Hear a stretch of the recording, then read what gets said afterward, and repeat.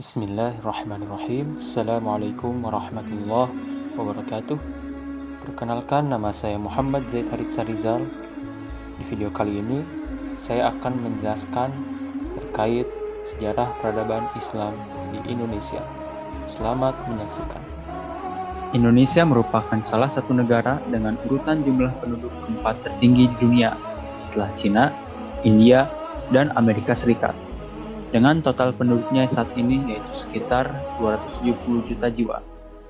Selanjutnya, jika dilihat dari statistik penduduk agama di Indonesia, maka jelas bahwa agama Islam itu menempati posisi pertama di antara agama-agama yang lain, yakni mencapai 229 juta jiwa atau sekitar 87,2% dari total penduduk.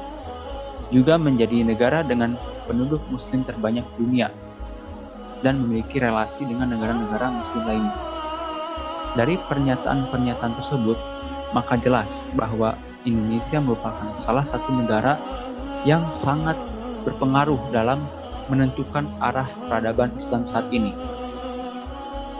Terkait masuknya Islam, terdapat 5 teori utama yang menjelaskan terkait Islamisasi Nusantara, khususnya di Indonesia. Di antaranya yaitu teori Arab, teori Gujarat, teori Cina, teori Turki dan Kurdi, serta teori Persia. Dari kelima teori tersebut, hampir semua strategi yang dilakukan itu sama, yaitu dengan cara dakwah dan adanya perdagangan. Lalu berbicara terkait jejak peradaban Islam di Indonesia, itu tidak terlepas dari munculnya berbagai kerajaan atau kesultanan Islam di Indonesia saat itu. Ada beberapa jejak peradaban berupa kerajaan-kerajaan Islam atau kesultanan Islam secara umum di Indonesia, yaitu Kerajaan Samudra Pasai yang berdiri pada awal atau pertengahan abad ke-13 dan terletak di pesisir timur Laut Aceh, serta menjadi kerajaan Islam pertama di Indonesia. Yang kedua, Kerajaan Aceh Darussalam yang berdiri pada akhir abad ke-15 dan terletak di Aceh. Yang ketiga, ada Kerajaan Demak yang berdiri pada akhir abad ke-15 Masehi dan bertempat di Kabupaten Demak, Provinsi Jawa Tengah, serta menjadi kerajaan Islam pertama di Pulau Jawa. Yang keempat, ada Kerajaan Mataram Islam yang berdiri pada tahun 1586 sebagai suksesi dari Kerajaan Pajang dan terletak di Jawa Tengah. Dan yang terakhir ada Kerajaan Banjar atau Kesultanan Banjar yang berdiri pada awal abad ke-16 dan terletak di daerah Banjarmasin, Kalimantan Selatan. Selanjutnya, Indonesia sendiri memiliki tokoh-tokoh dan organisasi Islam sejak era kebangkitan nasional hingga saat ini.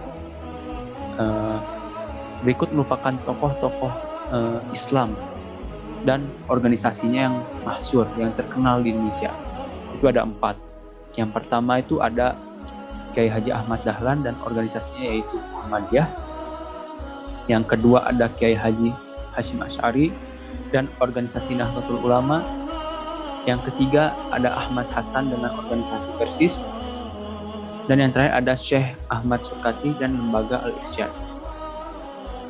Terkait keseharian umat Islam di Indonesia, maka tidak terlepas dari mazhab dan budaya yang dipakai. Hal ini dikarenakan bahwa masyarakat Muslim di Indonesia setiap hari menjalankan ibadah sesuai dengan mazhab yang dianut, yakni mazhab Syafi'i, serta budaya keislaman yang biasa dilakukan, seperti budaya-budaya Indonesia yang campur dengan keagamaan Islam. Lalu tidak dipungkiri juga bahwa hingga saat ini kehidupan masyarakat Muslim di Indonesia itu mempunyai persoalan atau problematika yang cukup banyak, gitu ya. Persoalan-persoalan tersebut sampai kepada bagaimana sikap atau pola hidup masyarakat Muslim khususnya di Indonesia. Pola-pola tersebut seperti munculnya sikap hidup materialisme yang sifatnya itu bertentangan dengan ajaran Islam. Sekian yang bisa disampaikan, kurang lebihnya mohon maaf. Billahi taufiq wal hidayah. Wassalamualaikum warahmatullahi wabarakatuh.